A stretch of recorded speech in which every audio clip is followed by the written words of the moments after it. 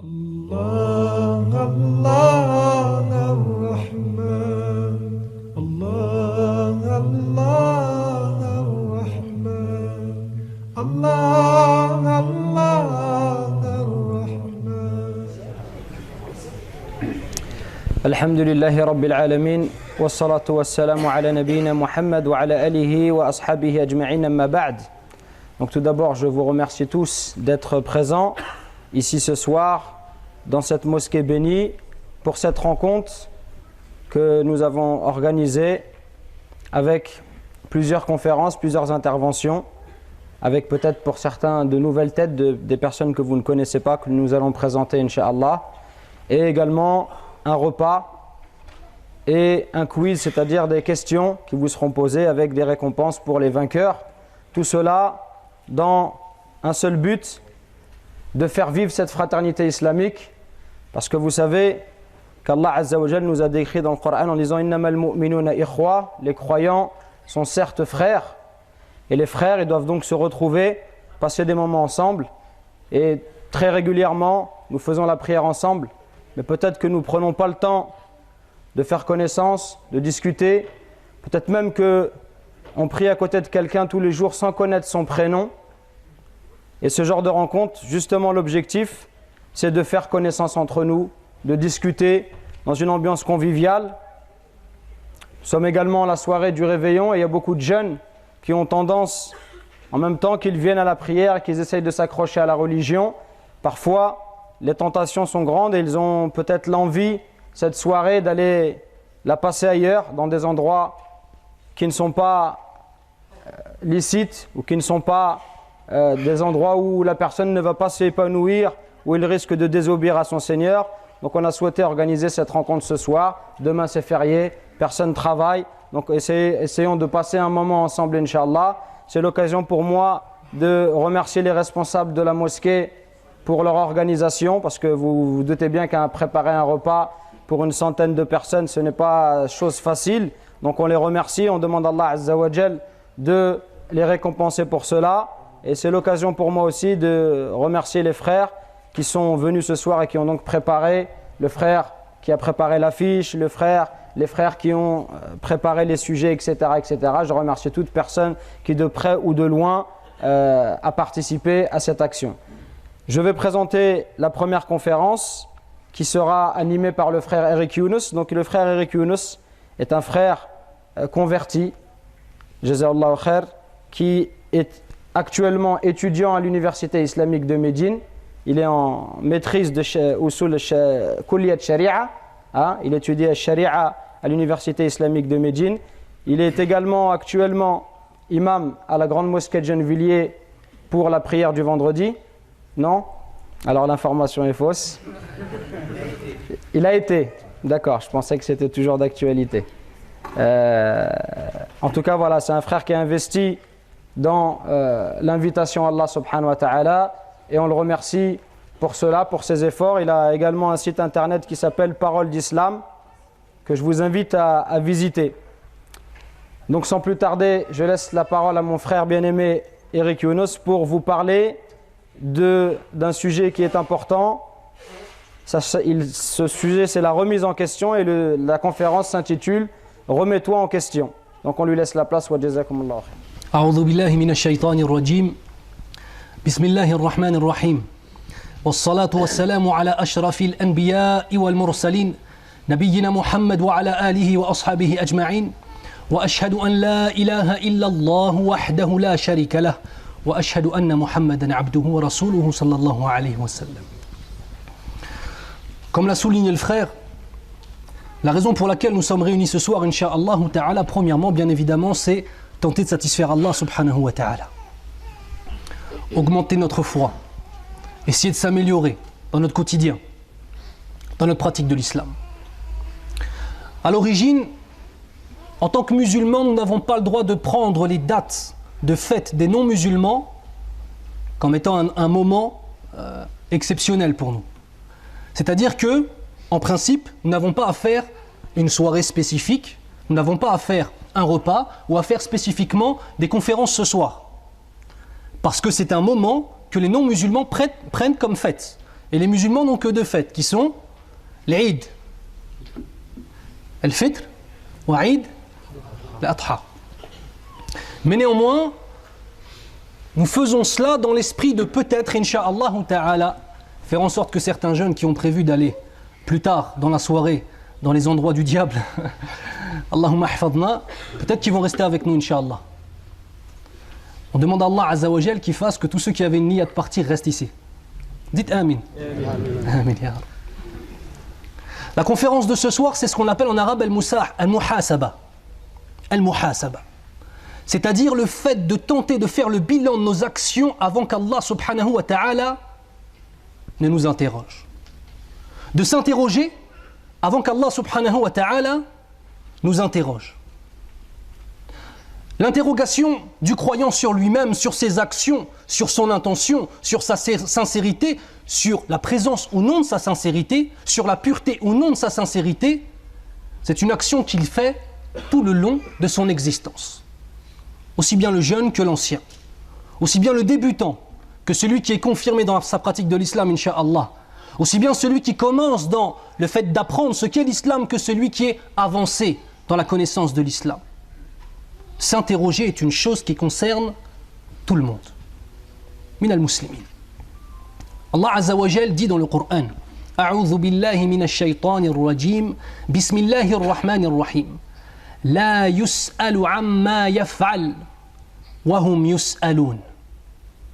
Cette ayah, c'est une qa'ida, c'est-à-dire une règle générale pour toute la conférence, et Inch'Allah ta'ala, pour nos vies entières.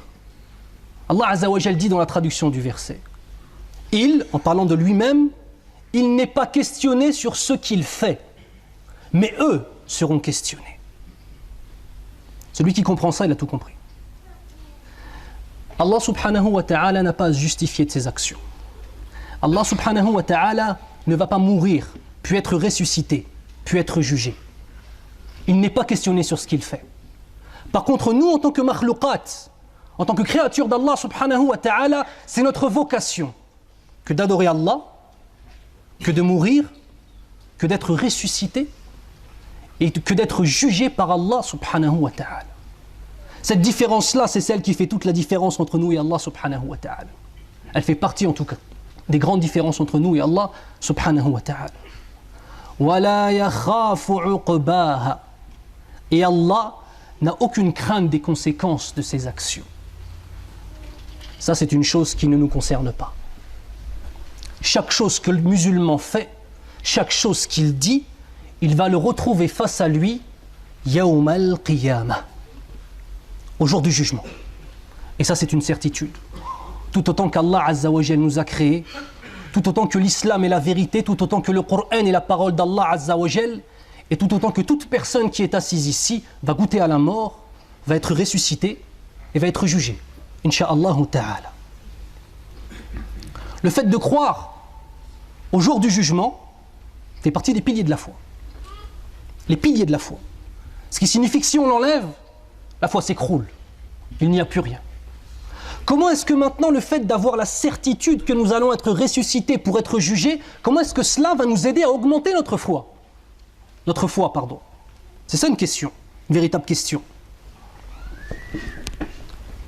Il est le Créateur, nous sommes ses créatures. La créature se doit d'adorer le Créateur. Tawhid al-Rububiyyah. Le fait d'adorer le Créateur. C'est lui qui t'a créé, et donc toi, en tant que créature de ce Créateur tout-puissant, qui n'a aucune limite, tu te dois de l'adorer. Première des choses. Deuxième des choses, tu te dois d'adorer Allah lui seul, sans aucun associé. Tawhid al-Uluhiyyah. Et enfin, comment pouvoir adorer Allah subhanahu wa ta'ala si on ne le connaît pas? Parce que les gens ils disent Allah, les gens ils disent Dieu, les gens ils disent notre Seigneur, les gens ils disent Rabbul Alamin. Est-ce qu'ils le connaissent? Comment on fait pour connaître Allah subhanahu wa ta'ala? Le Coran wa Sunnah, le livre d'Allah et la Sunna du prophète sallallahu alayhi wa sallam, dans ce qui nous est parvenu d'authentique. Ainsi, celui qui connaît Allah n'aura pas d'autre choix que quoi? Que de l'aimer. Et quand on aime quelqu'un, on veut faire quoi? On veut lui obéir. Et quand on veut obéir à Allah subhanahu wa ta'ala, on l'adore. Allah Azza wa Jal dit dans le Coran وَمَا خَلَقْتُ الْجِنَّ وَالْإِنسَ إِلَّا لِيَعْبُدُونَ. Je n'ai créé les djinns et les hommes que pourquoi? Que pour qu'ils m'adorent. Mais ce n'est pas simplement comprendre cette ayah comme souvent elle est expliquée simplement sur une façon assez superficielle. Nous avons été créés par Allah Azza wa Jal pour avoir conscience à chaque instant de ce que nous sommes face à lui. Et nous n'aurons jamais conscience de ce que nous sommes si nous délaissons la véritable pratique de l'islam et si nous délaissons la connaissance de ce qu'est Allah subhanahu wa ta'ala. On appelle ça at-tawhid fil asma'i wa sifat, dans les noms et les attributs d'Allah Azza wa Jal. On va prendre un exemple. Demain, si toi, par exemple, je veux te décrire le frère. J'ai envie que tu l'aimes. Qu'est-ce que je vais décrire de lui? C'est un frère qui a du karam, c'est un frère qui est généreux, c'est un frère, inshallah ta'ala, c'est un frère qui est gentil, c'est un frère qui est pieux, c'est un frère qui donne des services, qui rend des services à tout le monde, c'est un frère qui est juste, aimé de tout le monde, aussi bien des musulmans que les non-musulmans, tellement il est bien. Nas'alullah subhanahu wa ta'ala an yaj'alahu minhum. Ah, quand c'est en arabe, vous dites amin, c'est ça? Là, yajouz les deux en français? Hein? Qui est-ce qui parle pas l'arabe ici? D'accord. Donc c'est bien de faire des doigts en français aussi. Ça ou là là. Tout à l'heure je l'ai dit en français, personne n'a dit amin. Là j'ai dit en arabe, tout le monde a dit amin. Subhanallah. Donc enfin, la traduction de la doua, j'ai dit je demande à Allah Azza wa Jal qu'il le rende comme je l'ai décrit. Inch'Allah. Donc je disais, du moment où tu l'as décrit avec des bonnes caractéristiques, qu'est-ce qui va se passer? Je vais entendre parler de lui, je vais l'aimer. Et un monsieur qui a une fille, il va dire Subhanallah, j'aimerais que ce soit mon beau-fils. Nas'alullah subhanahu wa ta'ala an yuzawwijak. On demande à Allah qu'il le marie. Le gros lot, mashallah, plein de doigts. Tabarakallah. Donc le fait maintenant de connaître les caractéristiques d'une personne, ça amène quoi? Ça amène qu'on peut connaître sa qualité. Imaginez-vous maintenant si on connaît Allah. Imaginez-vous maintenant si on connaît la perfection créatrice d'Allah. Si on a conscience que tout ce qui est fait dans nos vies de bien, c'est Allah Azza wa Jal qui l'a voulu. Si on a conscience que ta présence ici, c'est une preuve qu'Allah, il veut ton bien. À toi. Et pas à d'autres qui ne sont pas là peut-être. Pas à d'autres qui peut-être sont en train de se préparer pour aller dancing ou là, je ne sais pas, Allahul Musta'an. Est-ce que tu comprends ça? Tout de suite. Qu'Allah Azza wa Jal, il t'aime. T'es qui pour qu'il t'aime Allah? Qu'est-ce qu'on a fait pour mériter l'amour d'Allah subhanahu wa ta'ala? Kullu shay bi rahmati. Kataba ala nafsihi ar-rahma. Allah Azza wa Jal, il fait toutes choses par sa miséricorde et il s'est imposé à lui-même la miséricorde. Pour pouvoir se poser les véritables questions afin d'évoluer et afin de devenir un musulman ou une musulmane droit ou droite et évoluer vers Allah, il faut avoir une caractéristique principale. La véracité. As-sidq. As-sidq. Je crois voir des têtes de certains frères qui étaient là à Longjumeau. Qui est-ce qui a assisté à la conférence que j'avais faite à Longjumeau sur le mensonge? Bismillah. Ils sont tous regroupés devant, mashallah, j'ai cru qu'il y en avait plein. Dans cette conférence, j'ai dit un hadith. Et ce hadith-là, je vais le répéter. Mais ce hadith-là, quand je l'ai dit la première fois, c'était dans le sens être véridique, l'inverse du mensonge. Le fait de ne pas mentir. Ici, vous allez voir que c'est autre chose. Donc le hadith, c'est Inna as-sidqa yahdi ila al-birr wa inna al-birr yahdi ila al-jannah wa inna ar-rajula la yasduqu hatta yuktabu 'inda Allah hatta yuktaba 'inda Allah afwan siddiqa. Ce qui signifie certes, la véracité dans les propos, mais là on va dire la véracité d'une façon générale, amène l'homme à devenir un homme pieux, ou la femme à devenir une femme pieuse. La piété amène, guide vers le paradis. Et certes, l'homme ne cesse de dire la vérité jusqu'à temps qu'il soit écrit auprès d'Allah comme étant un véridique. Allahu Akbar. Nas'alullah subhanahu wa ta'ala an yaj'alana min as-sadiqin. On demande à Allah qu'il fasse de nous des véridiques. Amen. Donc le ma'na, c'est-à-dire le sens apparent, le sens premier de ce hadith, c'est par rapport au fait de ne pas mentir. Et la grande récompense que l'on peut avoir dans le fait de ne pas mentir. Mais ici, le sidq par rapport à ce hadith aussi, on peut le comprendre d'une autre façon. Comme le dit l'imam Abu Hamid al-Ghazali, rahimahullah. Vous savez, quand on dit le nom d'un imam, il faut dire rahimahullah. Vous savez ça? Rahimahullah. Amin. C'est la sincérité dans l'analyse de nos œuvres. Avoir la véracité, être un véridique dans la façon, non pas simplement de s'exprimer, mais dans la façon d'analyser nos actions. Dans la façon de se remettre en cause et dans la façon d'être un véritable juge sur nous-mêmes. Et ça, il faut avoir un sacré paquet de bonnes intentions et un sacré paquet de véracité. Parce que c'est tellement facile de juger les autres, mais tellement difficile de se juger soi-même. C'est tellement facile de reprocher aux autres des actions que nous-mêmes on fait, alors que quand on les fait, on dit « c'est pas grave, au fond de moi-même, je suis quelqu'un de bien ».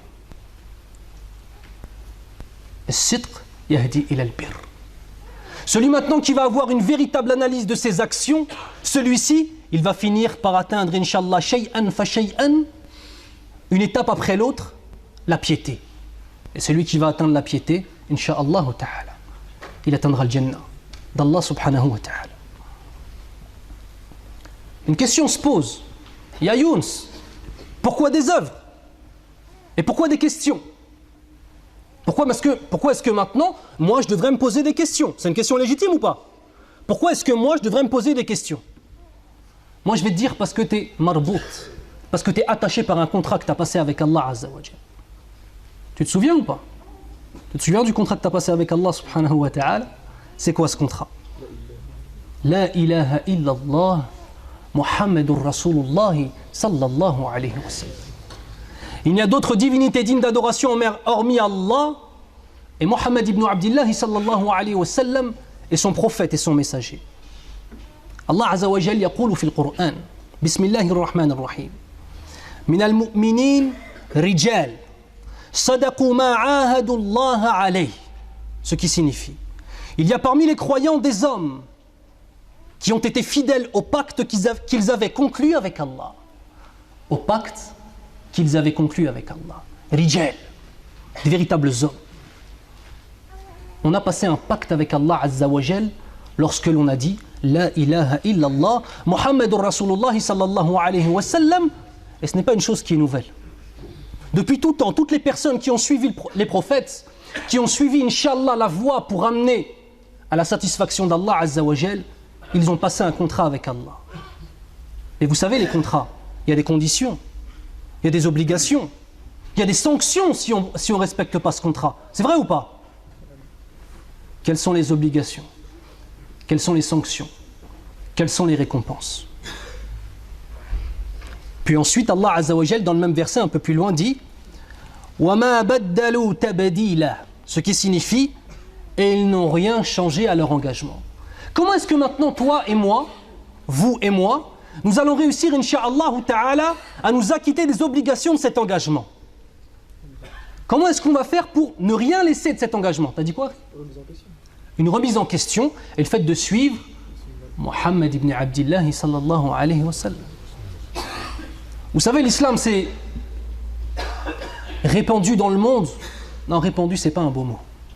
Il faudrait un beau mot pour l'islam. L'islam s'est propagé de la plus belle des façons dans le monde. Vous savez pourquoi? Premièrement, parce que c'est la religion d'Allah Azza wa Jal. Ittafaqna ala dhalik. On est tous d'accord là-dessus. Mais deuxièmement, parce que c'est une religion qui est simple. C'est une religion qui, dans notre adoration, il n'y a pas de clergé entre nous et Allah. C'est directement entre nous et notre Seigneur. De la même façon, l'engagement qu'on a avec Allah pour répondre aux conditions de la ilaha illallah, Muhammadur Rasulullah sallallahu alayhi wa sallam, ils sont simples. Adorer Allah sans rien lui associer, être sincère avec lui et suivre la sunna de son prophète sallallahu alayhi wa sallam. Et tu rentres au paradis. Est-ce que tu as déjà vu une route aussi simple à suivre? Ya akhil karim. Ah, peut-être pas dans les actions, mais en tout cas dans la théorie de la chose. Je suis venu de Gennevilliers pour venir jusqu'à Elancourt, je peux vous dire que j'ai vu beaucoup de panneaux. C'était pas très simple. Là, tu n'as qu'un seul panneau, akhil karim. Tu n'as qu'une seule ligne, droite. Et si tu sors de cette ligne, tu sais pourquoi? C'est parce que tu as voulu en sortir. Parce que la voie, elle était claire, elle était nette. Et parfois, on oublie de se questionner. Et parfois, on commence à suivre certaines choses, on sort de la route, et au final, on ne sait même plus pourquoi on est là. On ne sait même plus pourquoi on est là. Allah Azza wa Jal, combien de fois il dit dans le Coran Alladhina amanu wa amilu salihat. Ceux qui ont cru et qui ont fait de bonnes œuvres. Ça aussi, ça fait partie du contrat. Parce que dire j'aime Allah, parce que dire je veux satisfaire Allah, parce que dire j'aime le prophète Mohammed ibn Abdillah sallallahu alayhi wa sallam et ne pas avoir les actions qui sont en accord avec notre parole, qu'est-ce qui se passe? On est comme un schizophrène. Vous savez, c'est quoi un schizophrène? C'est une personne qui a deux personnalités. Il dit avec sa bouche ce qu'il ne fait pas avec ses mains. Et il fait avec ses mains l'inverse de ce qu'il affirme avec sa bouche. Le musulman, il n'est pas comme ça. Le musulman, il est clair dans sa façon de penser, dans sa façon d'agir, dans sa façon de considérer les choses. Tout ce que tu dis, Akhil Karim, tu dois le mettre en pratique. Cheikh Farid al-Ansari, rahimahullah, disait Yakfika min al-ilm ma amalta bih. La quantité de connaissances qui te suffit, c'est celle que tu as mise en application. La responsabilité qu'on a en tant que musulman. Qu'est-ce qu'on a appris? Mais qu'est-ce qu'on a fait? Qu'est-ce qu'on a su? Et qu'est-ce qu'on a délaissé? Comment est-ce qu'on a agi avec nos seigneurs, aussi bien quand on avait conscience qu'ils nous voyaient, que quand on oubliait qu'ils nous voient, subhanahu wa ta'ala. On se pose des questions. Qu'est-ce que j'ai fait? Qu'est-ce que j'ai appris? Pourquoi est-ce que je l'ai appris? Pourquoi est-ce que je suis là ce soir? Pourquoi est-ce que je viens aux khamsa salawat, aux 5 prières? Pourquoi? C'est quoi la raison? Est-ce que maintenant dans mon comportement avec mes parents je suis un homme droit? Est-ce que maintenant dans mon comportement avec mes enfants je suis un père, un véritable modèle de hikmah et de sagesse? Est-ce que maintenant en tant que abd, en tant qu'adorateur d'Allah subhanahu wa ta'ala, j'ai réellement conscience de ma position par rapport à lui? Et la position du abd, elle n'est autre que de rester prosterné face à Allah subhanahu wa ta'ala. J'en suis où moi de ces questions-là? J'en suis où? À qui est-ce que je ressemble? Dans ma façon de parler, dans ma façon de penser, dans ma façon de m'habiller, dans mon apparence. Je ressemble à Mohammed ibn Abdillah sallallahu alayhi wa sallam, ou bien alors je ressemble à Abu Jahl. Fi'lan. Est-ce que maintenant, lorsque les gens doivent me décrire, si demain on prenait quelqu'un qui vient me décrire, qu'est-ce qu'il va dire sur toi, Yahri? Qu'est-ce qui va rester de ce que tu es? Quelle trace tu vas laisser dans cette dunya par rapport aux gens autour de toi? Est-ce que les gens, quand ils vont parler de toi, ils vont dire c'était un homme pieux? C'était un homme toujours au saf al-awwal, au premier rang. C'était un homme qui lisait le Coran. C'était un homme que tout le monde aimait. C'était un homme qui payait sa zakat. C'était un homme qui donnait sadaqa aux pauvres, les aumônes. Ou bien alors on va dire de toi que tu étais un homme qui avait des actions qui étaient à l'inverse de ce qu'il disait. Voilà ce qu'on va retenir de toi dans la mosquée, que tu faisais des scandales sans arrêt.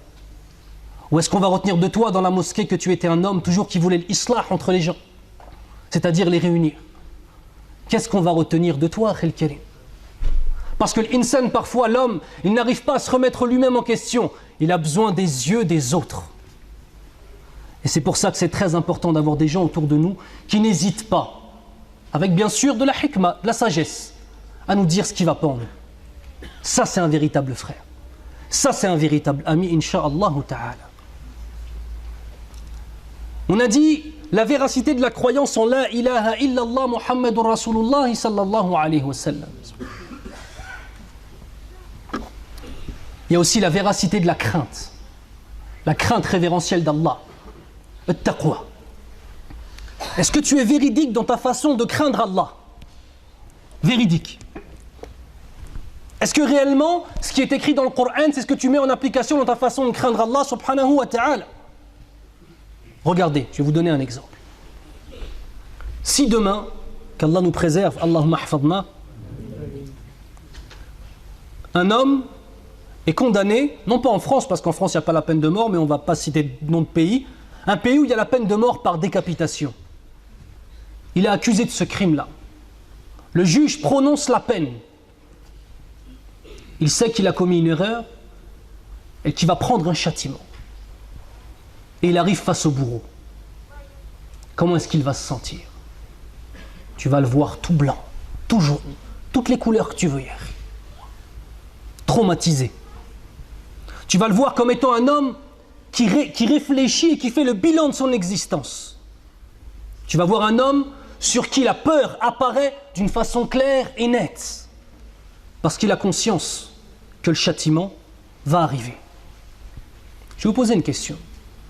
Celui qui désobéit à Allah Azza wa Jal, va-t-il subir un châtiment? Répondez-moi. On le sait tous. En principe, si maintenant nous étions des hommes, comme l'étaient les Sahaba radiyallahu anhum, comme l'étaient les imams de la communauté, qui n'étaient que des hommes, ya ikhwan, qui étaient des hommes comme nous, 2 jambes, 2 mains, une tête, un cerveau, un cœur. Si on était des véritables hommes, minal mu'minin rijal. On dit ça en arabe, hada rajul. Si on était des véritables hommes, ce pacte qu'on a passé avec Allah Azza wa Jal, il nous suffirait amplement à avoir conscience que le bourreau est en train de nous attendre lorsqu'on désobéit à Allah Azza wa Jal. Est-ce qu'un homme va avoir plus peur d'un homme en face de lui qui a une hache que d'Allah subhanahu wa ta'ala? En principe, non. Mais dans la réalité des faits, souvent, la réponse est affirmative. Ali ibn Abi Talib radiyallahu anhu, certains sahaba se sont interrogés sur lui. Ils le voyaient lorsqu'il faisait ses ablutions avant de faire la prière, le visage pâle, le regard livide, jaune, comme s'il avait vu la mort. Hatta qu'un de sahaba, il est parti le voir. Il a dit: Ya Ali, pourquoi est-ce que chaque fois que je te vois arriver à la mosquée, quand tu as fait tes ablutions, dès que tu as fini tes ablutions, tu as un visage blanc comme ça? On dirait il a vu la mort. C'est quoi la raison? Qu'est-ce qu'il lui répond Ali radiyallahu anhu? Ne sais-tu pas devant qui je vais me présenter? Ne sais-tu pas devant qui je vais me présenter? Devant Allah subhanahu wa ta'ala, en prière. On doit se poser la question, on en est où, nous, de notre prière? Quand on fait nos ablutions, est-ce qu'on a réellement conscience qu'on est en train de se diriger vers Allah subhanahu wa ta'ala ou pas? Lorsqu'on se dirige vers la mosquée, est-ce qu'on a réellement conscience que chaque pas qu'on a fait qui nous éloigne de notre maison, on a laissé les soucis derrière nous, et chaque pas qu'on a fait qui nous rapproche de la mosquée, on est en train de se rapprocher d'Allah et de son agrément, Inch'Allah? Ali ibn Abi Talib radiyallahu anhu, quand il faisait ses ablutions, il avait un visage tellement blanc et tellement pâle qu'on croyait qu'il avait vu la mort. Allahu Akbar. Les ablutions, c'est une introduction à la prière. Ça ne suffit pas de se concentrer dans sa prière. Il faut aussi se concentrer dans ses ablutions. Il faut aussi se concentrer dans la façon que nous allons avoir, nous, de marcher vers la mosquée. Il faut aussi se concentrer dans la façon que nous allons avoir, quel sujet de conversation nous allons choisir sur le chemin de la mosquée. Est-ce que c'est possible maintenant de parler de tout et de rien sur le chemin de la mosquée et d'arriver ici, l'imam a déjà commencé, tu es en train de dire des bêtises, Allahu Akbar. Allahu Akbar. Tu as dit Allahu Akbar. Allah est plus grand que tout. Est-ce qu'il est plus grand que la conversation que tu avais? Est-ce qu'il est plus grand que ce à quoi tu penses pendant ta prière? Vous savez, si on n'arrive pas à être concentré dans la prière, si on n'arrive pas à être concentré dans nos adorations, c'est pas de la faute du Coran, c'est pas de la faute d'Allah subhanahu wa ta'ala. On a dit que la voix et le contrat, ils étaient comment? Clairs, limpides, simples. C'est juste que nous, on ne se pose pas les bonnes questions parfois. On ne se pose pas les bonnes questions. Inna as-salata tanha 'anil fahsha'i wal munkar. Certes, la prière éloigne, interdit la turpitude et le blâmable. Subhanallah. On en est où de notre prière? Est-ce qu'on doit se poser des questions sur nos adorations? Ou bien alors on les fait sans même se poser des questions? Et yawm al-qiyamah, des milliers de prières qu'on pensait être acceptées, Allah Azza wa Jal nous les jette comme un tapis au visage. Allahumma ahfadna min dhalik. Qu'Allah nous préserve de cela. Vous savez, comme le frère a dit, je suis un converti à l'islam, avant moi j'étais un chrétien. Ces questions-là n'existent pas. Vous savez ça? On ne se remet pas en question. Tu crois que Jésus est Dieu, le Fils de Dieu, et tu crois que Jésus a été crucifié sur une croix? t'inquiète pas, tu as une place au paradis. Donne-nous un petit peu d'argent et ça va aller mieux. Ça, il n'y a pas en islam, ça. Ça, c'est toi, tes adorations, ta conscience, ta raison.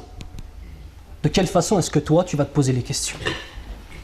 Allah Azza wa Jal dit dans la traduction du verset: le jour où chaque âme sera confrontée à ce qu'elle a accompli de bien et de mal, elle souhaitera qu'il y ait entre elle et ce mal une grande distance. Allah vous met en garde contre lui-même. Ça c'est ajib. Ça c'est ajib. Allah vous met en garde contre lui-même. Et Allah est compatissant envers ses serviteurs. Regardez ce verset, subhanallah. Allah nous met en garde contre lui-même. Est-ce que chacun d'entre nous, nous avons conscience qu'Allah subhanahu wa ta'ala dans le Coran nous a même décrit comment allait se passer Yawm al-Qiyamah, le jour du jugement? Est-ce que vous vous rendez compte ce que ça veut dire? Quelqu'un qui vient, qui vous dit: tes péchés, tu vas tomber dans les péchés si tu fais telle et telle chose. Si tu suis les gens qui se font ces péchés-là, tu vas tomber encore plus loin dans telle et telle chose. Au jour du jugement, tu vas être ressuscité de telle et telle façon. Tu vas dire telle et telle chose. Shaitan, la'natullahi alayhi, va dire telle et telle chose. Les étapes que tu vas vivre vont être telle et telle étape. Subhanallah. Est-ce que c'est possible d'imaginer quelque chose de plus complexe là? C'est impossible. On a toutes les clés entre les mains, encore faut-il s'en servir. Encore faut-il s'en servir. Allah Azza wa Jalla yaqulu fil Qur'an: وَنَضَعُ الْمَوَازِنَ الْقِسْطَ لِيَوْمِ الْقِيَامَةِ فَلَا تُظْلَمُ نَفْسٌ شَيْئًا. Ce qui signifie: et nous ramènerons au jour du jugement des balances exactes. Chaque action, bonne, mauvaise, pesée. Et nous ne ferons de mal, nous ne ferons d'injustice à personne. On est même sûr qu'Allah subhanahu wa ta'ala sera juste avec chacun d'entre nous. Qu'est-ce qu'on veut demander de plus? Si on fait une mauvaise action, Allah Azza wa Jalla la compte comme une mauvaise action. Si on fait une bonne action, Allah subhanahu wa ta'ala la compte comme 10 bonnes actions ou plus. Allahu a'lamu bidhalik. Pourquoi on doit se poser des questions? Pourquoi on doit se remettre en question? Parce qu'on va vivre ce jour-là. Parce qu'on va vivre ce jour-là. Aussi sûrement qu'Allah subhanahu wa ta'ala existe. On va vivre ce jour-là. Au jour du jugement, toute personne qui aura laissé des bonnes actions vivra dans le regret. Qu'est-ce que diront les kuffars à Allah subhanahu wa ta'ala? On a même le discours qu'auront les gens du feu avec les gens du paradis. On a même le discours qu'auront les non-musulmans, les kuffars, avec Allah subhanahu wa ta'ala. Qu'est-ce qu'ils disent? Rabbana akhrijna na'mal salihan ghayra alladhi kunna na'mal. Oh notre Seigneur. Ah, maintenant il l'appelle Rabbana. Oh notre Seigneur, fais-nous sortir de l'enfer afin que nous retournions sur terre et que nous fassions des bonnes actions. Et si c'était un d'entre nous qui était dans cette situation-là, qui demande à Allah subhanahu wa ta'ala de le faire sortir du feu, afin qu'il revienne dans cette vie, pour cesser de voler les gens, pour cesser d'insulter les gens, pour cesser de vexer les gens, de faire du mal aux gens, pour augmenter ses adorations, pour être tenu à sa prière. Accrochez-vous tous au câble d'Allah. Le câble dans ce verset, selon certains exégèses, c'est quoi? C'est le Coran et les principes du Coran. Et si c'était un d'entre nous qui disait Rabbana akhrijna na'mal salihan ghayra alladhi kunna na'mal, bah tu sais quoi, Akhil Karim, si tu as pris conscience de ce qu'on a dit ce soir, tu es comme celui qui était en enfer à qui on a donné une deuxième chance. Celui maintenant qui s'est posé la question, qui a compris, qui a donné la réponse et qui est décidé à appliquer ce qu'il a compris, il est comme celui qui était en enfer à qui Allah Azza wa Jalla a donné une seconde chance et il est revenu ici maintenant. Taïb, ça va être quoi ta vie maintenant? Ta foi elle était où il y a 1 an? Ta foi elle était où il y a 6 mois? Tes connaissances dans l'islam elles étaient où il y a 6 mois? Et t'es où maintenant? Ça a augmenté? Ça a baissé? C'est toujours pareil? Ton compte en banque, il était où il y a 6 mois? Et il est où maintenant? Ça, c'est des questions où les gens peuvent plus facilement répondre. Rabbana, akhrijna, na'mal salihan ghayra alladhi kunna na'mal.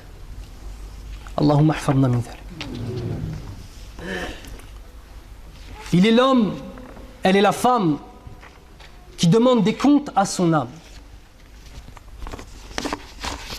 Pour cela, il a 6 armes. 6 armes. La première des armes, et je vais les expliquer une par une, Inch'Allah bitafsil. La première des armes, c'est l'exigence envers soi-même. La deuxième des armes, c'est la vigilance. La troisième, c'est l'examen de conscience, se remettre en question. La quatrième, c'est la sanction envers soi-même, et on verra comment. La cinquième, c'est la lutte. Et la sixième, c'est les réprimandes qu'on se fait à soi-même. On va voir la première, Inch'Allah. L'exigence. Comment être un homme ou une femme qui honore son contrat avec Allah? On a dit qu'il y avait des conditions. On va rentrer dans les conditions du contrat. Être exigeant avec soi-même.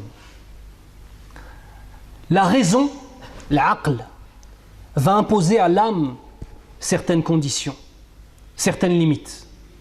Va empêcher l'âme bestiale, l'âme mauvaise de l'homme, de l'amener vers l'égarement, de l'amener vers l'assouvissement des passions, de l'amener vers le fait de s'éloigner d'Allah subhanahu wa ta'ala.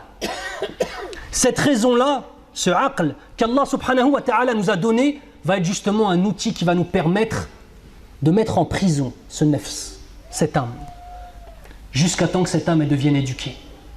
Et Inch'Allah, quand on arrivera à la 6e étape, on sera face à des hommes et des femmes, Inch'Allah ta'ala, qui ont une âme qui est éduquée.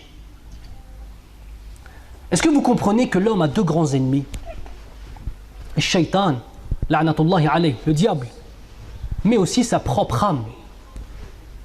La propre âme de l'homme est un des pires ennemis. Et parfois le diable, il n'a même pas besoin de travailler. Billahi alaykum. Est-ce que maintenant, si on n'avait pas la raison, on aurait envie de se lever le matin pour Salat al-Fajr quand il fait moins 2 degrés dehors? La réponse c'est non. La réponse c'est non. C'est notre conscience. On se rappelle qu'Allah subhanahu wa ta'ala nous a tout donné, nous voit, va nous récompenser ou va nous punir. Et c'est pour ça qu'on se lève et qu'on vient prier. C'est la raison qui maintenant a donné un coup de fouet à l'âme, afin justement de l'éduquer. On pense souvent que l'ennemi il est à l'extérieur, parfois tout simplement il est en nous. Parfois tout simplement il est en nous. Parce que l'âme elle est fainéante. Elle aime rester des heures et des heures devant la télé. Elle aime rester à parler de choses inutiles. L'âme, elle aime la médisance. Vous avez remarqué ça? Subhanallah. Dans le nefs, quand la médisance commence, quand les gens commencent à critiquer les uns et les autres, l'âme elle aime bien. On a envie de savoir ce qu'on appelle les détails croustillants. Qu'est-ce qui va te permettre maintenant de ne pas rentrer là-dedans? C'est ça. Mais ça c'est la première étape. La deuxième étape, ça va être quoi? Ça va être quand dans ton cœur, ton âme est devenue tellement éduquée que la raison n'a même plus besoin de lui faire un rappel. Au moment où ton âme, tu as réussi à l'éduquer. Et ça, vous savez, ces degrés-là, en principe, c'est les degrés qu'on doit voir chez les anciens, Inch'Allah. On demande à Allah Azza wa Jal que les anciens qui sont présents ici soient arrivés à ces degrés-là. Parce que c'est ça. Un monsieur qui passe 40 ans dans les adorations, il doit arriver à un moment à ces degrés-là, Inch'Allah ta'ala. C'est vrai ou pas? 40 ans d'adoration, mashallah, tabarakallah. Où est-ce qu'on est arrivé avec ces 40 ans? Qu'est-ce qu'on en a fait? On est arrivé à quel degré de piété au bout de 40 ans de prière? Quel type de prière on a au bout de 40 ans de prière? Mashallah, tabarakallah. Inch'Allah, on a une prière qui est réellement... On s'imagine la Mecque devant nous, on s'imagine la mort à côté de nous, on s'imagine Jibril alayhi salam qui est en train de nous regarder et Allah subhanahu wa ta'ala avant tout. La raison donc impose à l'âme. Mais il y a encore une question à se poser. Quel type de raison on va avoir? Il y a la raison qui est la raison forte. C'est la première dont j'ai parlé. Celle qui va éduquer ton âme et qui va faire en sorte que tu vas arriver à un degré de spiritualité al-wujdaniya, un degré de spiritualité tellement haut que ton âme va être éduquée et que tu vas toujours avoir envie de faire du bien. Et wallah, si un matin tu ne te lèves pas pour Salat al-Fajr, tu vas pleurer. Tu sais ça? Ça, c'est la raison forte. La raison à qui on a donné les bons outils. C'est une raison qui émane de l'islam. Il y a un deuxième type de raison qui émane aussi de l'islam, mais celle-ci, on va la qualifier de raison faible. C'est celle qui va te faire croire que le départ, c'est déjà l'arrivée. Ça veut dire que quelqu'un va se dire qu'un jour, comme je disais la dernière fois à la mosquée de plaisir, quand j'ai fait la conférence, un jour je vais me mettre à prier. Et dans sa tête, le fait de commencer à prier, le fait d'arrêter de voler, ça fait de lui un homme pieux. Ya Habibi, t'es au début. T'es au début. La prière, c'est le début. Vous savez que certains ulémas, wa minhum al-imam Ahmed rahimahullah, estiment que celui qui délaisse la prière est un kafir billah, un non-musulman. Le jumhur voit l'inverse. Mais muhim. Imaginez-vous jusqu'à quel point c'est arrivé pour qu'on arrive à cette parole-là. Non, Akhil Karim, si tu commences à prier, tu vas être au début de la voie.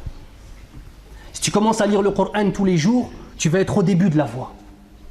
Si tu commences à t'améliorer, à faire en sorte que tu sois une lumière pour les gens autour de toi, tu vas commencer à monter les marches. Et des marches, il y en a des milliers. Donc la raison forte, c'est celle qui va te donner un objectif qui est réellement de ressembler au prophète sallallahu alayhi wa sallam. La raison faible, c'est celle-là qui va te donner un objectif qui en vérité n'est que le départ. Khassar, c'est une perte. Ensuite, il y a une autre raison. Allahumma hfadna minha. C'est l'aqliya al-kufriya. C'est-à-dire qu'on a un homme qui se revendique de l'islam ou une femme qui se revendique de l'islam et sa raison, elle n'utilise pas pour dompter son âme. Mais sa raison, il ou elle l'utilise afin d'aller encore plus loin dans l'égarement. Sa raison lui dit, peu importe les moyens que tu vas trouver pour faire de l'argent, tu vas faire de l'argent même si c'est haram. Peu importe ce que tu vas trouver dans ton existence, même si tu sais qu'Allah Azza wa Jal nous a créés et qu'il est le haqq, tu ne vas pas prier. Une raison qui va te pousser à aller voir une femme, alors qu'en vérité, regardez, dans la véritable aqliya islamiyya, c'est-à-dire dans la raison musulmane, ton nefs, il a envie d'aller voir une femme, et ta raison, elle dit quoi? Elle dit, n'y va pas. Là, c'est l'inverse. On a la raison qui s'allie avec le nefs, avec l'âme, pour t'amener vers le mal. T'es comment dans ce cas-là? Comment tu vas faire pour revenir? Et quand on parle avec des musulmans qui se sont repentis, qui étaient des gens désobéissants à Allah Azza wa Jal, qui sont revenus dans la voie droite, tu te rends compte que quand tu parles avec eux, le cerveau, il était à l'envers. C'est ce que ça veut dire à l'envers? Ils croient que faire le mal, c'est être bien. Le respect, est-ce que c'est une bonne chose, le respect? Le respect, c'est une bonne chose. Sauf qu'il y a des gens pour qui, dans leur tête, le respect, c'est de frapper les gens, de leur faire peur, et faire en sorte que les gens aient peur de nous. Et ils se sentent respectés. Il a réfléchi de la bonne façon ou pas? Il y en a certains qui pensent que la richesse, peu importe la voie que tu vas emprunter, du moment où tu as de l'argent, tu vas être un homme qui va réussir dans cette vie. Et il dit la ilaha illallah et il prie à la mosquée. Est-ce que maintenant lui, il a réfléchi de la bonne façon? La richesse, c'est une arme contre toi peut-être. Ou bien alors, c'est une chose qui va te servir au jour du jugement si tu l'as eu dans le halal, que tu as craint Allah dans ton argent. Être exigeant avec soi-même grâce à une raison islamique. Bima'na al-kalima. Réellement, dans toutes les dimensions de nos existences. De même, celui qui va être exigeant avec lui-même, il va se dire quoi? Je dois optimiser mon temps.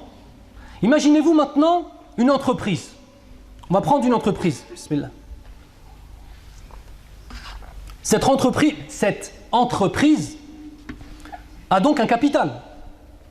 Elle a des profits, des bénéfices, des pertes. Le capital que tu as, Akhil Karim, c'est ton temps. Parce que si demain Allah Azza wa Jal enlève ton temps, tu n'as plus de souffle de vie, ton capital hasanat, il est fini. Intaha al-amr. Sauf si tu as laissé des gens pieux derrière toi qui font des du'as, ou tu as laissé ilm nafi', etc., sans rentrer dans le détail. Ton temps, c'est ta vie. Ton temps, c'est ton existence. Qu'est-ce que tu en fais de ton temps? L'islam, c'est la toile de fond de toute ton existence, ou bien alors c'est quelque chose qui fait la taille de cette horloge qu'on regarde parfois dans nos existences. L'islam, c'est ta vie, c'est ta mort, c'est ton souffle, c'est tout pour toi. Ou alors l'islam, c'est une chose qu'on pratique le samedi et le dimanche et les jours fériés.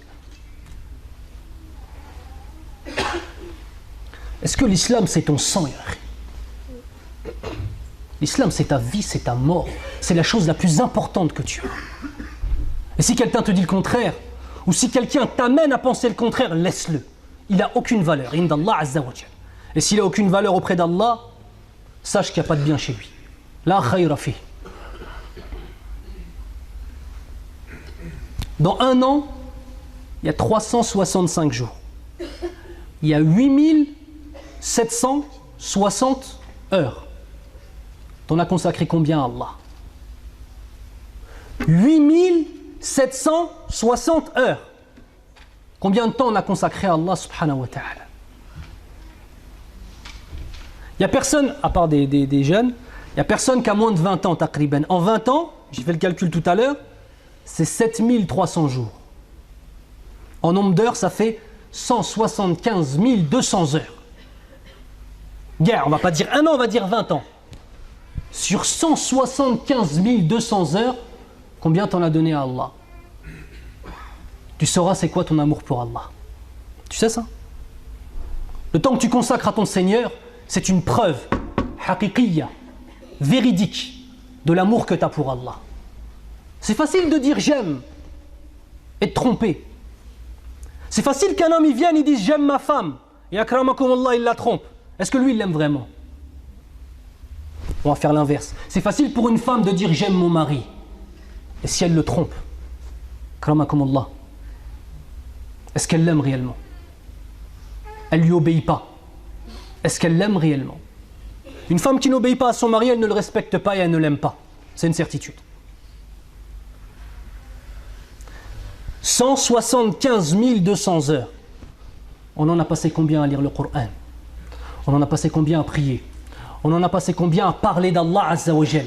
On en a passé combien à faire al-muhasaba, à se remettre en question et essayer de voir dans quoi on a passé nos existences? Combien d'heures? 10 000, 20 000 sur 175 000. Il faut essayer de faire en sorte que celui qu'on aime le plus, qui est Allah subhanahu wa ta'ala, son temps, le temps qu'on va utiliser pour lui, soit le temps le plus important dans nos existences. Combien de temps on a passé au travail? Combien de temps on a passé à l'école? Subhanallah. Et pour Allah Azza wa Jal, combien de temps on a passé? Les gens, subhanallah, avant de rentrer à la mosquée, il marche, il est calme. Il vient, Allahu Akbar, il danse. Comment ça? Tout le gratte. Subhanallah, tout le gratte. Il a des taches partout, il les gratte. Subhanallah. Salamu alaykum wa rahmatullah. Et il prend le qawl de l'imam Malik rahimahullah. Salamu alaykum, il ne se lève pas. On dirait, il y a des braises sur le tapis.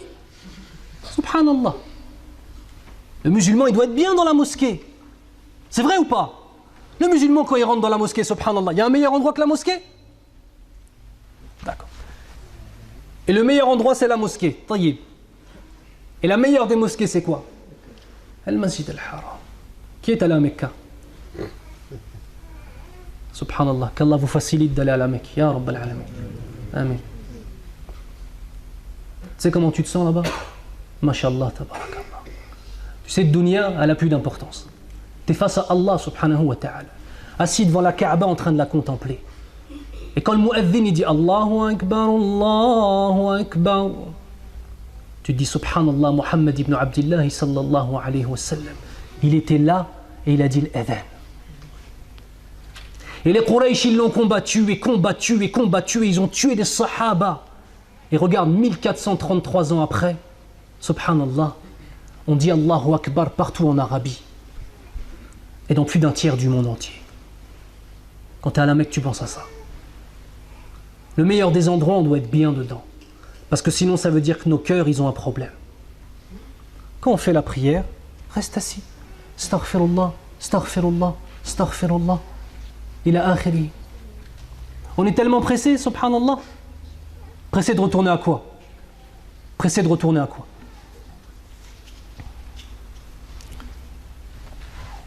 Ibn Qudam rahimahullah donne une image qui est très belle, tabarakallah. Il dit chaque jour est une armoire. Chaque jour est une armoire. Et chaque heure est un tiroir, un casier de cette armoire. Et Yawm al-Qiyamah, tu vas rencontrer toutes ces armoires et tous ces casiers. Il y en a certains que tu vas ouvrir, ça va être de la lumière. Les heures que tu as passées à adorer Allah subhanahu wa ta'ala. La lumière est la meilleure des odeurs. Il y en a que tu vas ouvrir, ce sera les ténèbres qui vont en sortir. Et la pire des odeurs. Et il y en a que tu vas ouvrir, ils seront vides. Ni lumière, ni ténèbres. Du temps perdu. Vous savez c'est quoi Yawm al-Qiyamah? C'est ce qu'on appelle le regret. Le fait de regretter d'avoir délaissé les bonnes assises. Le fait de regretter d'avoir délaissé le sunan, c'est-à-dire les prières surérogatoires. Le fait d'avoir délaissé le siyam, le lundi et le jeudi, et les jours de pleine lune. Le fait d'avoir délaissé la visite aux malades. Le fait d'avoir délaissé de faire un petit sourire à ton frère. Ça coûtait rien, ya akhil karim. Mais dans son cœur, tu as fait des choses extraordinaires, Inch'Allah. Le regret. Allahumma hafadna min dhalik. Demande à Allah qui nous préserve de cela. De même, Ibn Qudam rahimahullah dit nous avons 7 membres, 7 sens, enfin pas 7 sens, mais 7 membres. La vue, l'œil, l'ouïe, l'oreille, la parole, la langue, le ventre, kramakumullah, les parties intimes, les pieds et les mains. On doit questionner sur chacune de ces sortes, ces 7. À quoi est-ce que je passe ma vue? À quoi est-ce que je passe mon ouïe? À quoi est-ce que je passe ma langue? Qu'est-ce que je mange? Comment je mange? Qu'est-ce que je fais avec, kramakumullah, mes parties intimes? À quoi me servent mes mains? Où est-ce que mes pieds m'emmènent? C'est comme ça avec Allah Azza wa Jal. Allah subhanahu wa ta'ala nous donne toujours des choses qui sont à double tranchant. Si tu l'utilises comme il se doit, tu vas atteindre les plus hauts degrés du paradis. Comme ta vue. Imagine-toi maintenant si ta vue et ta langue et ton ouïe, tu les as utilisés pour le Coran. Il y a un hadith, j'ai jamais lu un hadith qui est aussi motivant que cela pour mémoriser le Coran. فقال رسول الله صلى الله عليه وسلم يقال لصاحب القرآن يوم القيامة اقرأ وارتق رتل كما كنت ترتل في الدنيا فإن منزلتك عند آخر آيات قرأت. On dit au familier, à celui qui avait l'habitude de lire le Coran au jour du jugement, lis, récite comme tu avais l'habitude de réciter dans cette vie, comme tu avais l'habitude de réciter dans cette vie. Car certes, tant que tu réciteras, tu vas t'élever dans les degrés du paradis. Et le dernier degré auquel tu vas t'arrêter, ce sera celui de la dernière ayah, du dernier verset que tu auras lu. Subhanallah. Tu sais ce que ça veut dire ça? Celui qui mémorise le Coran, il va gagner des degrés dans le paradis. Allahumma rzuqna. Demande à Allah Azza wa Jal qui nous octroie cette merveilleuse destination. Ya Rabbal Alamin. Deuxième chose donc, après l'exigence, on a la vigilance. C'est quoi le plus haut degré de la foi? Le plus haut degré de la foi, l'ihsan. C'est quoi l'ihsan?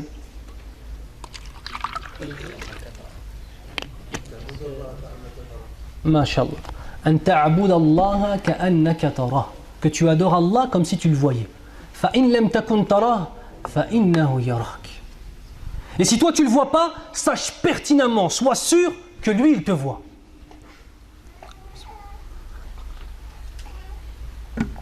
La chose la plus importante qu'un musulman, c'est sa foi. Est-ce qu'on est d'accord là-dessus? Si quelqu'un a une autre réponse, il lève la main et me dit: de ce que je sais, la chose la plus importante que l'on a en tant que musulman qui dit La ilaha illallah Muhammadur Rasulullah sallallahu alayhi wa sallam, c'est notre foi. D'accord. Donc logiquement, la chose la plus importante dans nos existences, on veut atteindre le plus haut degré de cette chose-là. C'est vrai ou pas? Taïb. On en est où de ce hadith? Tu Si je pose la question, c'est quoi tes projets dans 10, 20 ans? Tu vas dire acheter une maison. Celui qui n'est pas marié, de me marier. Avoir des enfants. Avoir un jardin. Avoir un commerce. On a envie d'entendre des musulmans lorsqu'on leur pose la question, où est-ce que tu te vois dans 20 ans, Inch'Allah ta'ala? Il dit, je me vois dans l'ihsan, Inch'Allah. La foi, c'est la chose la plus importante. Le plus haut degré de cette foi, c'est l'ihsan. Quels efforts nous on fait pour arriver à la manzila, au degré d'adorer Allah Azza wa Jal comme si on le voyait. Pensez à ce que cela signifie. Maintenant, si une personne, il allait faire quelque chose de muharram, Allahumma ahfadna, et il y a son père qui est en train de le regarder comme ça, il va le faire ou pas? Le hishma, yahsham, devant son père. Parce que son père l'a vu. Il va dire, mais t'es fou, tu crois que je vais faire ça devant mon père? A'udhu billah. Allah Azza wa Jal nous voit. Vous voulez que je dise même plus? Allah Azza wa Jal nous voit, sait ce qu'il y a dans nos cœurs, sait ce qu'il y a comme intention, et il sait même comment aurait été l'action si elle avait eu lieu. Tu as pris une décision, tu as changé l'action, c'est Allah Azza wa Jal qui a voulu que tu ailles dans telle direction. Mais Allah, avec sa connaissance infinie, il connaît bien évidemment à l'avance quel chemin tu vas prendre, mais même si tu avais pris l'autre chemin, il sait comment il aurait été. C'est une vue qui est plus puissante que la simple vue? Non. Je vais vous raconter une histoire qu'un frère, un étudiant qui s'appelle Abdullah, hafidhahullah, un converti aussi, qui a étudié en Égypte. Il racontait à un des professeurs, ramener cette histoire-là. C'est un professeur égyptien, mashallah, dans une école pour enfants. Il y a des enfants. Et vous savez quoi, dans la classe, il a un chouchou. Il y a un enfant, subhanallah, il l'aime trop. Et il le montre à tout le monde. Il ne peut pas s'en empêcher, tellement il l'aime, cet enfant. Et il y a eu une réunion de parents d'élèves. D'accord? Pendant cette réunion-là, les parents ils se sont un petit peu plaints de cela. Ils ont dit, écoute, Ami, c'est bien, t'es gentil, tu donnes un bon enseignement à tout le monde, t'aimes tous les enfants, mais franchement, les enfants, ils se plaignent un petit peu que ce petit-là, on va l'appeler Abdullah, Inch'Allah, ce petit Abdullah, tu l'aimes plus que les autres, et ça se voit. En principe, quand on me dit ça, qu'est-ce que tu dis? Mais non, mais il a dit, oui, c'est vrai, subhanallah. Je l'aime plus que les autres. Mais vous savez quoi? Je vais vous faire une démonstration. Il appelle tous les enfants. Il dit, venez. Venez. À chaque enfant, il donne un bonbon. Il dit, pars dans la madrasa, dans l'école, va te cacher, et quand personne te voit, mange le bonbon. Les parents, ils sont là, ils sourient. Le mien, il court vite. Il va revenir le premier. Alors les petits se mettent à courir. Il y en a un qui court là-bas, l'autre il saute en l'air, l'autre il va là. Il mange son bonbon, il s'étouffe à moitié, il revient. Les parents ils sont fiers. Ah, moi, Mohamed il est revenu le premier. Tawfiq il est revenu le deuxième, mashallah. Et le petit Abdallah il revient pas. Premier arrive, deuxième, troisième, cinquième, dixième. Allahu a'lam al-adad, bil-adad. Il revient pas. Et les parents regardent ce professeur. Regarde, tu l'aimes beaucoup et subhanallah, il a même allé manger un bonbon dans un coin, il ne sait même pas le faire. Et puis ensuite, le petit il revient en pleurant. C'est une histoire vraie ce que je suis en train de vous raconter. Qui s'est passé dans notre siècle. Dans notre siècle. C'est un professeur qui est encore vivant, Inch'Allah, et c'est un enfant qui a dû grandir un petit peu, mais il vit parmi nous, Inch'Allah ta'ala, en Égypte. Le petit il revient en pleurant. Et le professeur, il le regarde et il dit, pourquoi tu pleures? Il dit, Ya Ammi, vous m'avez dit d'aller manger ce bonbon dans un endroit où personne ne me voit. Et chaque fois que j'allais dans un endroit, je sentais le regard d'Allah subhanahu wa ta'ala sur moi.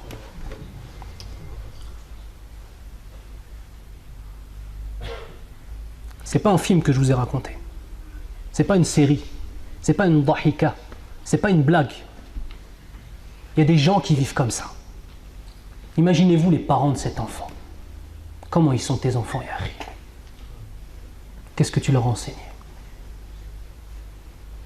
Cet enfant-là, un petit, il a conscience qu'Allah subhanahu wa ta'ala le voit où qu'il soit.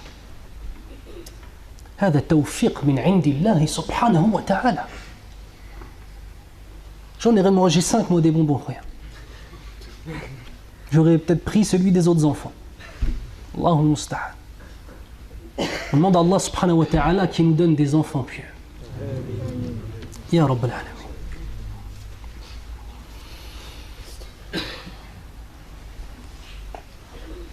La piété nous élève vers la véritable vue. À plaisir, j'avais fait une conférence où j'expliquais une ayah. À un moment dans la ayah, c'était Lahum a'yunun la yubasiruna biha. Ils ont des yeux, mais ils ne voient pas avec ces yeux. La véritable connaissance et le fait de ressentir cette connaissance nous amène vers la véritable vue. Vous savez qu'il y a une véritable vue et il y a une fausse vue. La fausse vue, c'est la vue que tout le monde peut avoir, les musulmans comme les non-musulmans. Un homme qui adore Allah, wahdahu Allah subhanahu wa ta'ala, et un homme qui adore une statue. C'est la vue des yeux, médicalement parlant. Et il y a une autre vue, le fait de voir avec le cœur. Le fait de voir avec le cœur. Celle-ci, c'est ceux qui ont réellement la connaissance, qui peuvent y arriver, pardon. Il faut comprendre une chose. La différence entre le fait de connaître quelque chose et le fait de ressentir quelque chose. Al-farqu bayna al-ilmi wal-ma'rifa. L'ilm, le fait de connaître quelque chose, c'est le fait de dire cette chose-là existe. Tout comme toute personne qui dit la ilaha illallah, il dit Allah, il existe. Mais son cœur, quand il dit cette parole, il est vide. Par contre, il y a une autre personne qui a à la fois le ilm et le ma'rifa. C'est-à-dire, il dit Allah subhanahu wa ta'ala existe, et cette notion-là, il la ressent.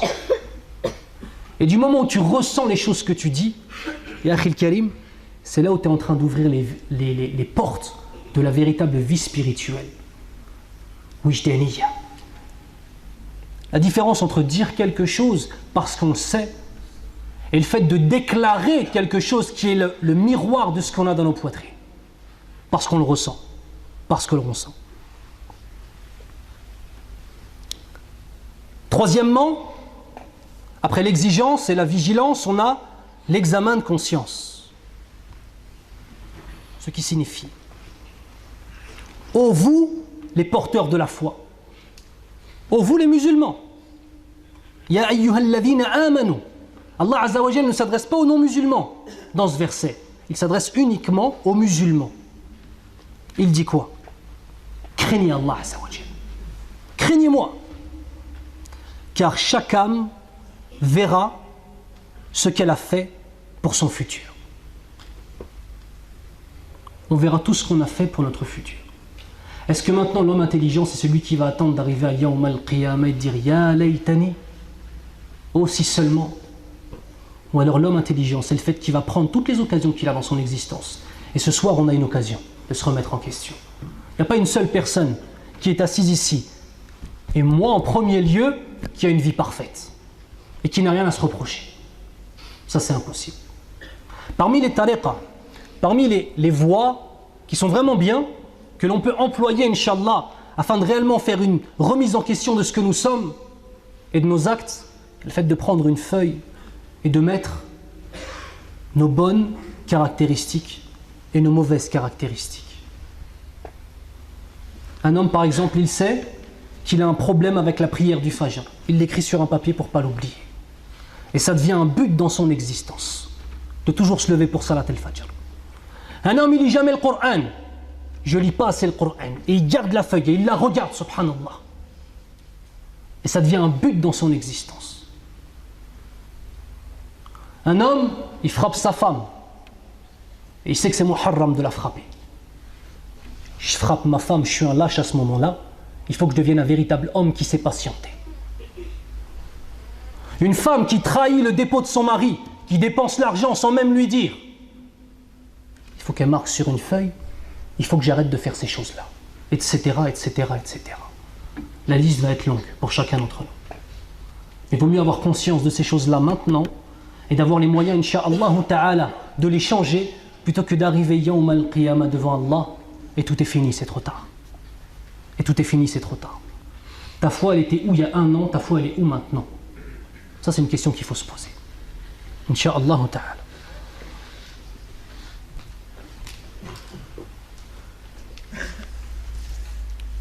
Quatrièmement, la sanction de l'âme.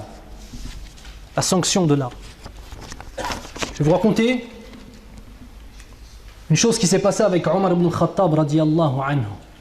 Dites radiyallahu anhu. Radiyallahu anhu. Wa arda, ya Rabb al-alamin. Omar ibn al-Khattab radiyallahu anhu part à son champ. il a un champ et il part pour aller le voir. Allahu a'lam, lorsque j'ai pris la qissa, Ind ibn Qudama rahimahullah, ce n'est pas précisé, est-ce qu'il est parti pour travailler ou est-ce qu'il est parti pour vérifier le travail des travailleurs ou est-ce qu'il est parti pour se réjouir de sa propriété. Muhim. Il est parti voir son champ. Quand il est revenu de son champ, il avait loupé Salat al-Asr. La prière du Asr. Il l'avait loupé. Vous savez ce qu'il a fait pour éduquer son âme? Ce champ-là, il l'a donné en sadaqa, en aumône. Il a senti que ce chant était rentré dans son cœur à un point de le déplacer de la mosquée et de lui faire louper la prière. Il a vu tout de suite une porte ouverte. Qu'est-ce qu'il a fait? Il l'a donné en sadaqa aux pauvres. Son âme, il l'éduque. Ah, t'as fait rentrer Dunya dans mon cœur, regarde ce que je vais faire. Tu vas voir. On va avoir des problèmes d'argent maintenant. Je vais vendre nos richesses, tu vas voir. Tu veux m'éloigner d'Allah Azza wa Jal? Tu vas voir ce que je vais te faire. Ah, tu l'aimes ce chant? Sadaqa pour les pauvres. Allahu Akbar. Et subhanallah, Al-Layth, rahimahullah, qui est un des imams de la communauté, rapporte qu'il n'avait pas loupé Salat al-Asr dans le sens où il est arrivé après Salat al-Maghrib. Il avait juste loupé la prière en commun. Il est arrivé encore dans le temps de l'Asr. Mais ça lui a fait louper la prière en commun, le fait d'aller voir son chant il l'a donné en sadaqa. Ça, c'est une éducation qu'on donne à nos âmes. De même, Hassan ibn Sinan, rahimahullah, passa près d'une maison. Et lorsqu'il a vu la maison, il a questionné les occupants. Quand est-ce que cette maison a été construite? Est-ce que c'est mal, est-ce que c'est bien? C'est bien? Qui a dit c'est bien? Il a fait Il a posé une question à Noudine, mais Sarahatan, ça ne le regarde pas. Il a posé la question et immédiatement avant que la réponse arrive, il a dit, mais Ya Hassan, se parlant à lui-même, pourquoi tu poses une question sur quelque chose qui ne te regarde pas?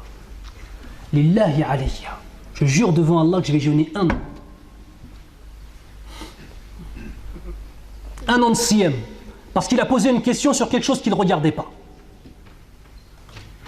Il a juré devant Allah Azza wa Jal et il s'est imposé une chose qu'Allah Azza wa Jal ne lui avait pas imposée. Nadr. 1 an de siyam, 1 an. Shahran mutatabi'an, déjà 2 mois consécutifs pour le kafara, de le qatl khata, etc. C'est énorme. 1 an de siyam. Soyez-en sûrs, il n'a pas loupé un seul des jours, afin d'éduquer son nefs. Alors imaginez-vous maintenant qu'on est en train de parler sur les gens. Qu'est-ce qu'on devrait dire à notre nefs? Je vais jeûner 15 ans? Qu'on est en train d'insulter des gens qu'on ne connaît même pas parfois, même sur internet, comme il se passe. Foulen, il est dans l'égarement, Foulen, il est comme ça. Combien de temps ils devraient jeûner ces gens-là? Subhanallah. Salaf salih, les pieux prédécesseurs, c'est pas simplement un mot, c'est pas simplement une théorie, c'est pas simplement une étiquette qu'on va porter, c'est un mode de vie. Un mode de vie dans lequel on vit l'islam. Vous savez que l'islam, ça se vit. Ça, c'est un musulman non pratiquant. Quand on me dit ça, on vient me demander par exemple de marier 2 personnes. Alors, quelqu'un qui ne fait pas la prière, je ne le marie pas. Inch'Allah, il y aura des autres imams qui vont le marier, Inch'Allah. Moi, je ne vais pas prendre cette responsabilité devant Allah. Si j'étais le dernier imam sur terre, je le marie quand même, Inch'Allah, parce que je n'aurai pas le choix. Mais c'est un fard qui fait, et pour moi, je ne suis pas obligé. Celui qui ne fait pas la prière, je ne le marie pas. Qu'est-ce que je voulais dire quand je vous ai dit ça? Pardon?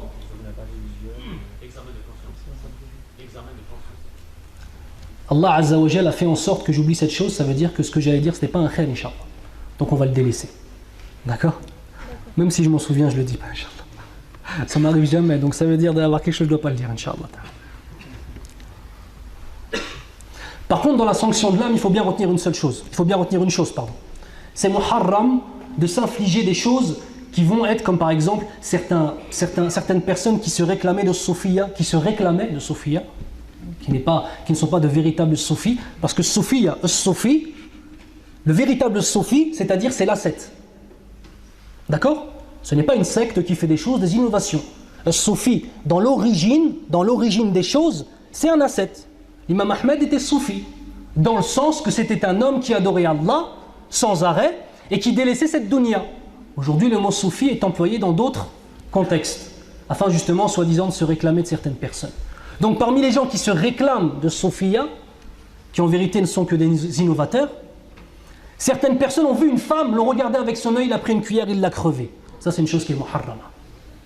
La sanction que tu t'infliges, ça va être siyam, ça va être plus de ibadat, ça va être des choses comme ça.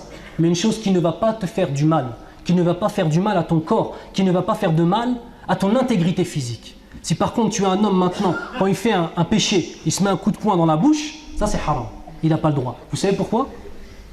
J'ai vu pire que ça. J'ai vu pire que ça. Allahumma ahfadna. Wallahi. Pire que ça. Donc cet homme-là, il ne peut pas faire une chose où il fait du mal à son corps. Est-ce que vous savez pourquoi? Vas-y, dis-moi. Masha'Allah, tabarakallah. Ismaël, il faut lui donner un cadeau. Masha'Allah. Ah, c'est ton oncle en plus? Moi, c'est pas.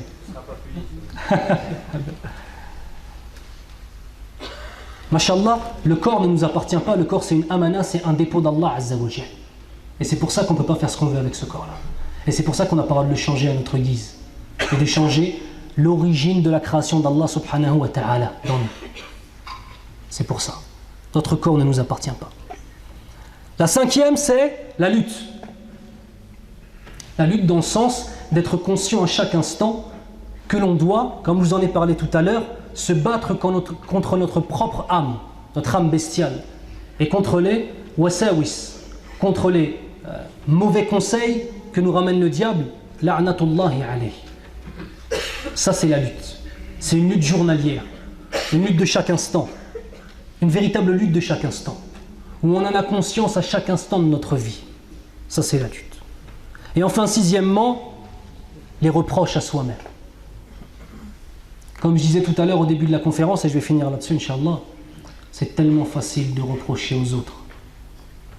Et c'est facile de se pardonner à soi-même. C'est vrai ou pas? On arrive toujours à se pardonner. On arrive toujours à se trouver une excuse. On arrive toujours à se dire, mais j'ai fait ça parce qu'en vérité j'étais fatigué, parce qu'en vérité il y a eu ça, et ma femme m'a fait mal à la tête, je suis sorti, j'étais énervé, je me suis disputé avec lui. Mais il faut comprendre pourquoi j'ai fait ça. Il faut comprendre pourquoi. Comprendre. Est-ce que nous on essaie de comprendre le frère qu'on a en face de nous? Est-ce que nous on essaie de comprendre le frère qu'on a en face de nous qui est en détresse? Et sa façon de montrer sa détresse, c'est d'être quelqu'un de nerveux. Est-ce que maintenant, nous, on va avoir autant de miséricorde avec les autres qu'on en a avec nous-mêmes? Vous savez, al-jaza'u min jinsil a'mal. La récompense est toujours de la même nature que les actions qu'on a faites. Pardonne aux gens quand ils font des mauvaises choses. Allah Azza wa Jal te pardonnera. Sois miséricordieux envers eux, Allah Azza wa Jal sera miséricordieux envers toi. Encore une fois, Allah Azza wa Jal nous donne l'occasion de faire de bonnes choses, sans arrêt. Sans arrêt. Est-ce qu'on va s'améliorer? Est-ce qu'on va être de meilleurs musulmans, de meilleures musulmanes? Est-ce qu'on va sortir changé de cette muhadara? Est-ce qu'on va sortir changé de 10 ans de prière? Vous savez, l'humilité, c'est l'inverse de l'orgueil. Et pour pouvoir se faire des reproches, il faut être quelqu'un d'humble. Qu'est-ce qu'a dit Pharaon? La'natullahi alayhi. Ana rabbukum al-a'la. C'est le plus haut degré du kibr, le plus haut degré de l'orgueil. Il a dit quoi? Il a fini par dire quoi? Tellement il se trouvait parfait et tellement pour lui il était investi d'un pouvoir. Il a dit, je suis votre Seigneur, le Très-Haut. Ça, c'est le plus haut degré de l'orgueil. Une personne comme ça, et de façon générale, une personne orgueilleuse n'arrive pas à se poser les questions. Vous savez pourquoi? Parce que pour lui, il est parfait. Et toute personne qui se trouve parfait, il a beaucoup de soucis à se faire. Beaucoup de soucis à se faire. Comme toute personne qui se sent pieux, il a beaucoup de soucis à se faire. Plus on est pieux, et plus on se rend compte qu'on est misérable en face d'Allah Azza wa Jal. Vous savez ça? Quand j'ai commencé à faire la prière, quand je me suis converti, ma conversion a commencé par faire la prière. J'étais au milieu de gens qui ne priaient pas. J'étais dans la musique, avant j'étais ingénieur du son, etc. je me trouvais être un homme pieux. Et je disais, je suis pieux moi. Je fais la prière, je suis pieux. Comment ça? Bien sûr je suis pieux. Je vais aller au paradis? Bah moi non, Inch'Allah. Pas le vrai Inch'Allah, bimashiatillah. Genre c'est musallam, c'est normal. Pourquoi? Parce que j'étais un ignorant.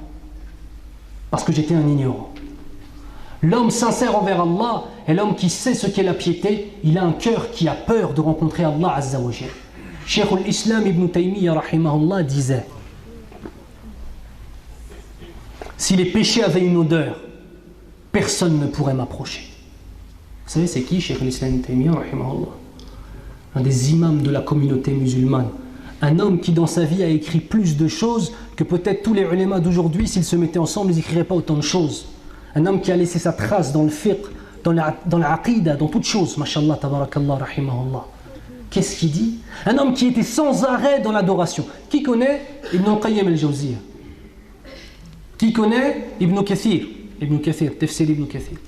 C'est des élèves à Cheikh al-Islam Ibn Taymiyyah, rahimahullah. Des élèves.